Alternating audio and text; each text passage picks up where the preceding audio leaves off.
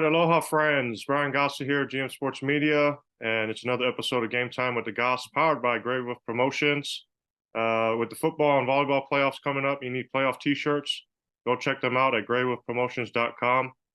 My guest today, my good buddy Matt Welch, the sports editor at Star Local Media, and we'll be diving into some football and volleyball talk here. But Matt, thanks for joining the show. Not a problem, Gossett. I appreciate you having me on, man. Hope all's been well. Yeah, it's been a minute. Yeah. So just for our viewers, just to get to know you a little more, just kind of talk about sort of your sports story and how'd you get into sports? How long have you been with the Star Local Media? This is now for me year 16, which is kind of crazy to say. So I still have my press pass just out of sheer laziness. I haven't had my press pass picture updated since like 2012, I want to say. And this was back when I had hair. So I mean, just to see like that, like how I look now versus then, it's like a president who, like, when you see like the before and after when they enter office versus how they leave Yeah, office, and they look like they've aged by like 30 years.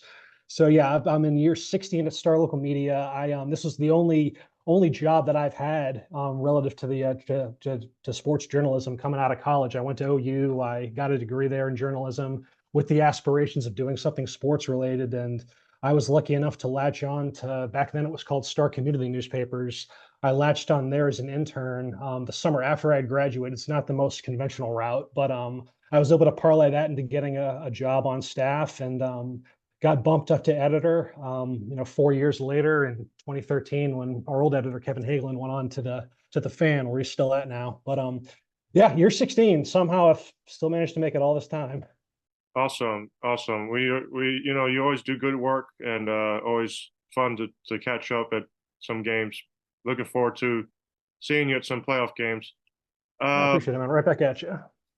you can follow Matt on X M Welsh SLM. Yes, And sir. for the people listening, Star Local Media, if they're not too familiar with the paper, just what schools do you guys cover? Sure, we cover almost, I mean, I won't list them all, but it's about 45, 50 high schools. We have 10 papers in total that come out once a week. My specific coverage area is Plano, Allen, McKinney, Salina, and then we have a monthly publication in Prosper that comes out. But we also cover as far east as Mesquite, and then a little bit of Rowlett and Saxe mixed in. We've got some stuff out in Denton County with Carrollton, Louisville, Little Elm, the Colony. Even though they're not technically Denton County, we still lump in Capel, as part of that coverage too. Plus, we do some digital coverage for Flower Mound, Lake Dallas, and the like. So it's a pretty wide umbrella that we cover. But yeah, that's pretty much it. Awesome. Can't believe it. We're already in week 10 for the football season. I know, man. Flew by. Yeah, two more games in the regular season, then the real fun begins in Mm. the playoffs.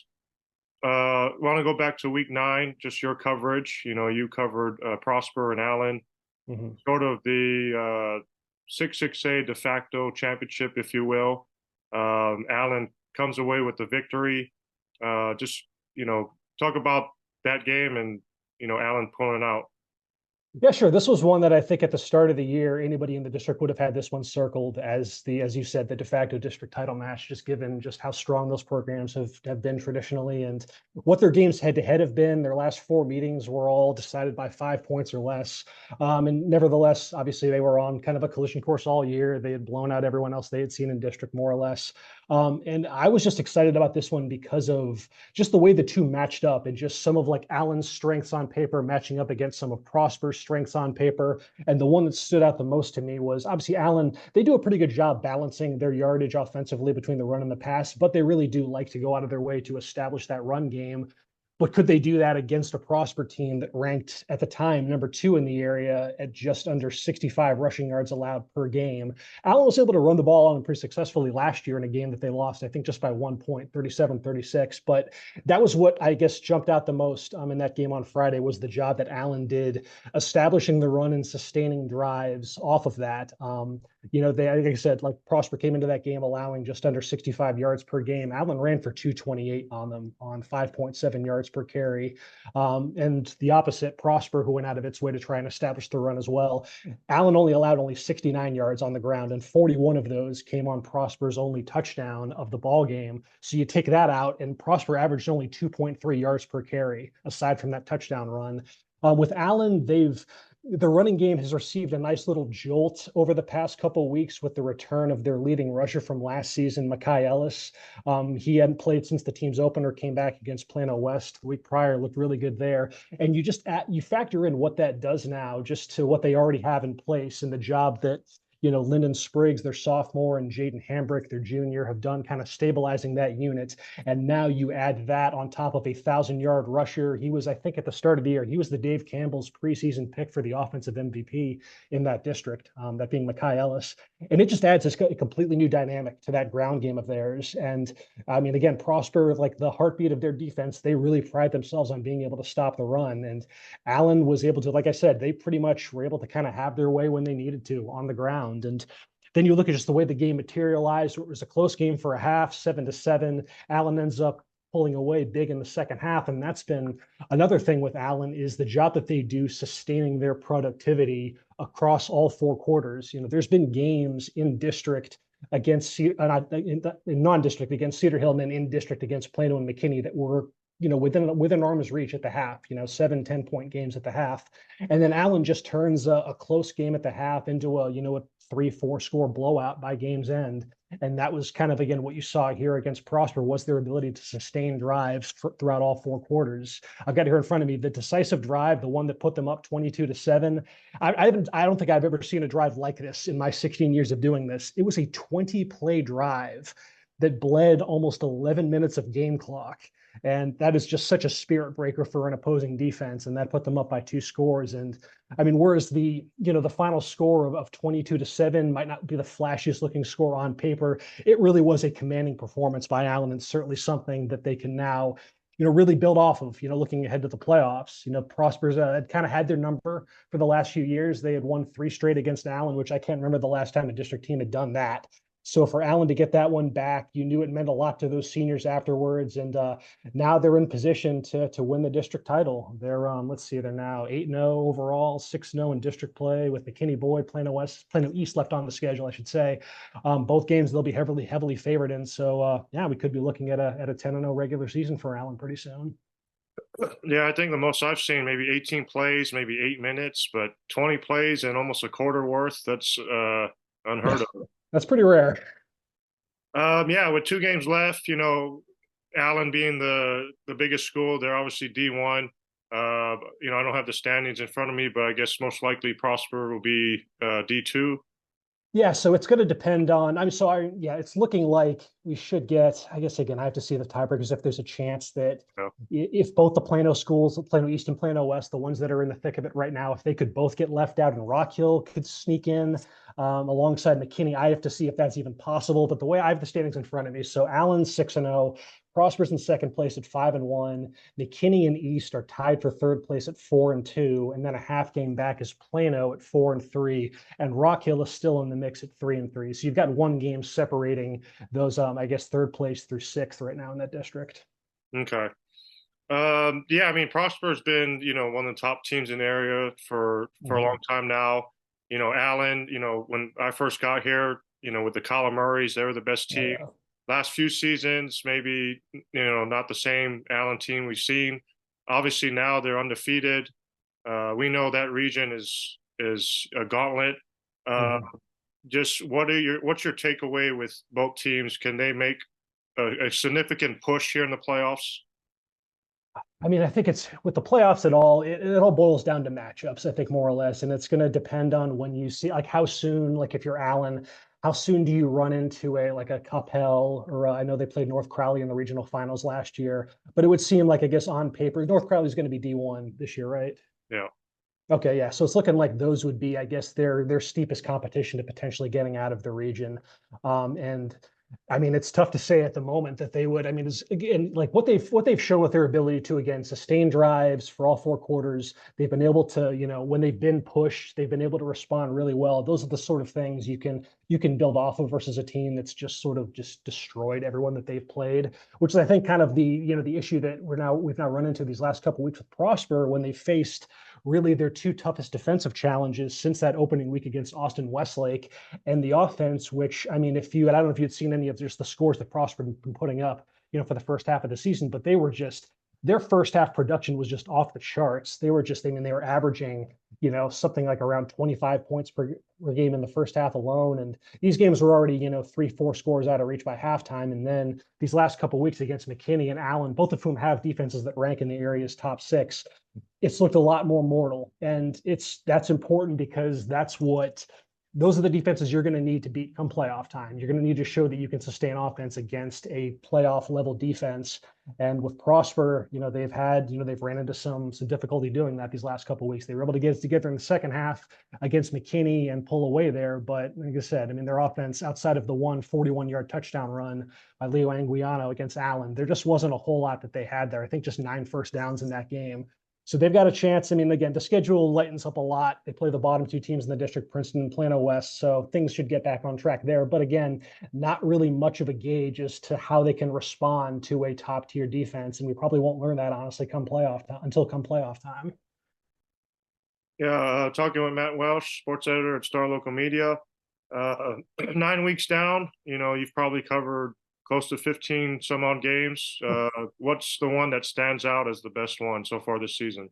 So I was thinking about this, and I have 3. I have a volleyball one that I wanted to mention, and this one was like it just stood out during the preseason. This one, I mean, you think of just the caliber of these 2 programs, and there was no way this one wasn't going to be awesome. But Lovejoy and Plano West played each other on August 20th in Plano, and it was actually, I think, the 3rd time in less than a week that they had played each other, because they played each other twice at the Rockwall tournament that weekend. And this one went 5 sets. For whatever reason, just the games in West Gymnasium, I don't know if it's just the way that it's the acoustics or whatnot, but it's really loud in that gymnasium. It just the games just feel like every point feels like it has that much more weight behind it when you have the home crowd showing out like they did for that one. But the match itself was just really entertaining between there's 2 of the best programs in the area in their respective classifications. Just a very well played match. You had a crazy rally by Lovejoy in the 4th set. They were down 18-10 and came back to win the set to force a 5th set. You're wondering if that might shake Plano West a little bit, given that Lovejoy is a team they've been there and done that more so than any other team in the state, you could say. And then Lovejoy led that 5th set 9-4, but Plano West was able to then come back and win in 5. Certainly one of the bigger regular season wins that program's had in a long time. But just a really well-played match between 2 elite volleyball teams, and that's continued to reflect itself with how well they're doing in district. For football, though, I mean, that district of the 5A District of Doom, 4A Division II, it's just every week you're going to get some awesome game in there. You really can't miss when it comes to the teams that are in the top 5 in that district. And I just think back to Prosper, Walnut Grove, and Emerson on September 12th, which was kind of the coming out party for Walnut Grove, who's been one of the biggest surprises, biggest stories in the area, a 2nd-year varsity program that's suddenly now in position to potentially win that district, which nobody would have foreseen coming at the start of the year. But that was really the first sign that they've leveled up big since that first season, because it was a back and forth game. It put a lot of those kids who really they had such a weird schedule last year with them playing, all these 4A and 3A juggernauts and then this random hodgepodge of private schools. But there weren't a ton of games that really put them in a situation like they were in late in that game against Emerson, where they're trailing, have to mount a go-ahead drive. They were able to do so. And then just the cojones of their head coach, Tommy Allison, to go for 2 in that situation and go for the win, try to just take care of it right then and there. They do so. They leave it up to their freshman quarterback, Hayes Hackney, to make a play on that 2-point conversion to Luke Watkins, and that gives them a 29-28 lead. They get an interception on the following drive, and they get the biggest win in their short history until last week when they beat Lovejoy, which was, again, another one that was, wow, very impressive. But then, about a month later, when I saw Lovejoy and Melissa on October 4th, Lovejoy and Melissa, those 2 always bring the goods when they play head-to-head, and this one was no different. Just a back-and-forth game. 800 yards of combined offense, but 7 turnovers. So both sides of the ball had some big moments in that game. But it all culminates, at the very end. They're tied 38-38. The quarterback, Jacob Janusek, on fourth down, he scrambles 19 yards and gets out of bounds with 3 seconds left to put Lovejoy in position to kick a walk-off field goal from Cooper Ryan and beat Melissa 41-38, which, like I said, I mean, you could pick any game in that district between those top 5 teams, and it's likely a game that was awesome to watch. But those are two that immediately stand out. Yeah, a ton of great games for your coverage area, Mm. especially week 9 alone with Wakeland upsetting Lone Star I know, God. 59 in overtime. And then, as you mentioned, Walnut Grove 41-37 over Lovejoy. Mhm. So awesome. That Wakeland one was just insane.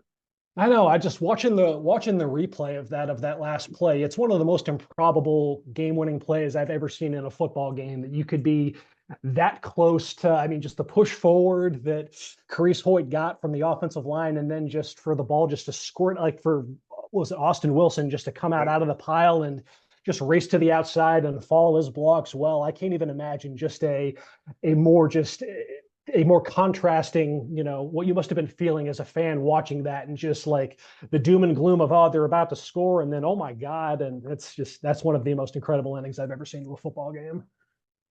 Yeah, after 9 weeks, we here in DFW, North Texas area, there's 14 undefeated teams left. I'm pretty sure Star Local Media has 3 with Allen, Salina, and Coppell. You mentioned kind of Walnut Grove, a little bit of a surprise. I'm sure we knew they were going to be good. I don't know about this good, but does anyone else stand out as a surprise team so far? I would say Plano has been a bit of a surprise. So Plano's kind of enjoying a bit of a second year bump akin to what Plano East had last year in their second year under Tony Benedetto. I don't know if you recall their trajectory. So Plano East and Benedetto's first year, they didn't win a game in district. And then the very next season they made the playoffs. And then Plano this year, well, actually last season under Cody White in his first year as the head coach, Plano didn't win a game in district. They went 2-8, 0-7 in 6XA, and then now they're 5-4, 4-3, coming off a big win over Plano East that suddenly has them potentially knocking on the door of getting maybe that last playoff spot in 6XA. It's with Plano, yeah, I mean, yeah, they were going to be better this year just because of all the experience they had coming back naturally. Coach White was very optimistic that progress was going to bear itself out. But the biggest, I guess, sign of growth from them has been offensively. Last year, the offense averaged only 18.8 points per game, and they bumped that number all the way up to 30.5 this season. They've done a really good job developing a really solid run game behind Chance Cully, who was a JV standout last year. He's up to over 1,000 yards, 10 touchdowns in his first year on varsity. The defense really stood out in that game against Plano East last week. It's no small feat to hold to hold Travis Agee in that Plano East run game below 100 yards, and Agee only had 84 yards rushing in that game. Plano outgained Plano East 200-88 on the ground. So with that there, and the fact that they've been doing all this, and they still haven't had a bye week yet. They drew the short straw in that district to where their bye week doesn't come until the very last week of the regular season. So they haven't had a chance to rest up or get any sort of reprieve. It has been, they're coming on this week later on against Rock Hill. It's going to be 10 straight weeks of football for them. But if they can beat Rock Hill, and we'll see how the rest of the district shakes out, because Plano East, while currently higher than them in the standings, East has 2 very difficult games left against McKinney and against Allen.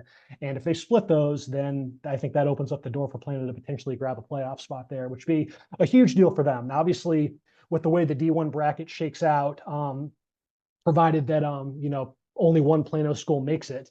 If one Plano school makes it, that would make them go D1 alongside Allen, and it likely means that their first round matchup would be against Coppell, who's number 10 in the state, I believe, and that's going to be a tough one. No, there's no sugarcoating that. But just getting back to the playoffs, especially with what happened last year for them and just showing tangible growth in year 2 under Cody White, that's a pretty big deal for Plano this season.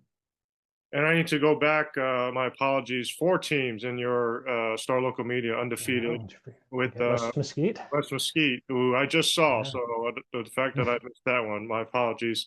But yeah, West Mesquite undefeated.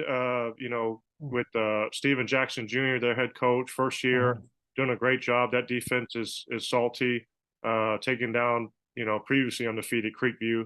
I know they got another big big one with Newman Smith here in Week 10. Matt, always good to talk to you. Thanks for joining the show and talking a little bit sports with me. Likewise, Gossett. Good talking with you, man.